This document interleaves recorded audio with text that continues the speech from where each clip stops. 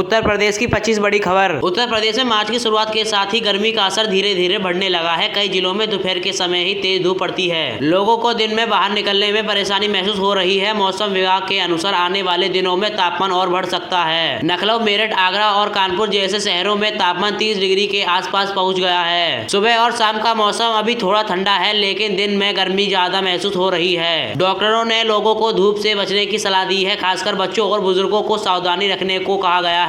ज्यादा से ज्यादा पानी पीने की सलाह दी जा रही है। स्कूल जाने वाले बच्चों को टोपी और पानी की बोतल साथ रखने को कहा गया है। किसानों को भी मौसम के बदलाव पर ध्यान देनी जरूरी है। गेहूं की फसल पर गर्मी का असर पड़ सकता है। मौसम विभाग ने कहा है कि आने वाले हफ्तों में गर्मी और बढ़ सकती है, इसीलिए लोगों को अभी से सावधान रहने की जरूरत है। गर्मी को देखते हुए कई जगह लोग अभी से कूलर और पंखों का सहारा ले रहे हैं। उत्तर प्रदेश में आने वाली पुलिस भर्ती परीक्षा को लेकर प्रशासन ने तैयारियां तेज कर दी है। इस परीक्षा में लाखों अभ्यर्थी शामिल होने वाले हैं, इसीलिए राज्य के कई जिलों में परीक्षा केंद्र बनाए जा रहे हैं। प्रशासन ने सुरक्षा व्यवस्था को मजबूत करने के निर्देश दिए हैं। हर परीक्षा केंद्र पर पुलिस बल तैनात रहेगी। कई केंद्रों पर सीसीटीवी कैमरा भी लगाए जा रहे हैं। परीक्षा के दौरान नकल रोकने के लिए विशेष टीम बनाई गई है। अधिकारियों को कहा गया है कि परीक्षा पूरी तरह पारदर्शी तरीके से कराई जाए। अभ्यर्थियों को समय से पहले केंद्र पहुंचने की सलाह दी गई है। परीक्षा केंद्र के बाहर भी कड़ी निगरानी रखी जाएगी। कई जिलों में प्रशासन ने बैठक कर तैयारियों की समीक्षा की है। उम्मीदवारों को एडमिट कार्ड और पहचान पत्र साथ लाने के निर्देश दिए गए हैं। किसी भी तरह की गड़बड़ी करने वालों पर कड़ी कार्रवाई की जाएगी। सरकार का कहना है कि युवाओं को निष्पक्ष अवसर दिया जाएगा। इस भर्ती को लेकर युवाओं में काफी उत्साह देखा जा रहा है। उत्तर प्रदेश के कई सरकारी और प्राइवेट स्कूलों में नए सत्र के लिए एडमिशन प्रक्रिया शुरू हो गई है। अभिभावक अपने बच्चों को दाखिला कराने के लिए स्कूलों में पहुंच रहे हैं। कई स्कूलों ने ऑनलाइन आवेदन की सुविधा भी शुरू कर दी है। नए सत्र की शुरुआत अप्रैल से होने की संभावना है। नर्सरी और एलकेजी कक्षाओं में सबसे ज्यादा आवेदन आ रहे हैं। कई स्कूलों में एडमिशन के लिए इंटरव्यू और छोटे टेस्ट भी लिए जा रहे हैं। अभिभावक अच्छे स्कूलों की सीट पाने के लिए पहले से तैयारी कर रहे हैं। कई स्कूलों ने अपनी फीस और नियम की घोषणा भी कर दी है। शिक्षा विभाग भी सरकारी स्कूलों में नामांकन बढ़ाने पर जोर दे रही है। इसके लिए कई योजना भी चलाई जा रही है। बच्चों को मुफ्त किताबें और यूनिफॉर्म भी बांटी जा रही है। ग्रामीण क्षेत्रों में भी स्कूलों में एडमिशन बढ़ाने का प्रयास किया जा रहा है। शिक्षकों को भी बच्चों को स्कूल लाने के लिए जागरूकता अभियान चलाने को कहा गया है। नए सत्र को लेकर स्कूलों में साफ सफाई और अन्य तैयारियां भी चलाई जा रही हैं। आने वाले दिनों में एडमिशन की प्रक्रिया में तेजी हो सकती है। उत्तर प्रदेश सरकार ने इस साल गेहूं खरीद को लेकर तैयारियां शुरू कर दी हैं। अप्रैल से ही कई जिलों में सरकारी खरीद केंद्र खोले जाएंगे।